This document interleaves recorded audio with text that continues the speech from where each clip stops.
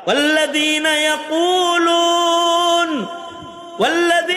يقولون ربنا اصرف عنا عذاب جهنم ربنا اصرف عنا عذاب جهنم إن عذابها كان غراما إنها সাআত মুস্তাকাররাও ওয়া মুকামা।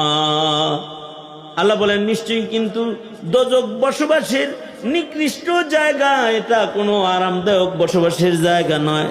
সুতরাং আমার গোলাম যদি কেউ হতে চাও, তোমরা সবে মিলে আমার কাছে বলো, ওগো আল্লাহ, দোজখের আগুন থেকে আমি আপনার কাছে রেহাই চাই।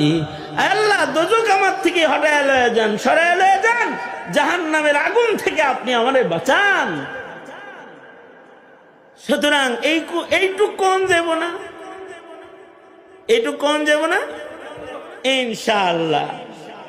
মুখে বাজে কথা না বলে মুখ দিয়ে বলবেন সকাল সন্ধ্যা, আল্লাহ জাহান্নাম থেকে মুক্তি চাই, দোজখে যাওয়ার সাহস নাই, আল্লাহ আপনি আমার মাফ করে দেন। এইটুকুন ভালো গুণ থাকলেও রব্বুল আলামিন বান্দাকে জান্নাতের ভেতরে আল্লাহ তাআলা জায়গা দান করবে। আর যদি চরিত্র সুন্দর হয়, কারোর যদি চরিত্র সুন্দর হয়, চরিত্র সুন্দর কে? সে। চরিত্র সুন্দর কে? হাফ প্যান্ট পরে ট্যাং ট্যাং করে যে সে, নাকি বলেন? চরিত্র সুন্দর কার?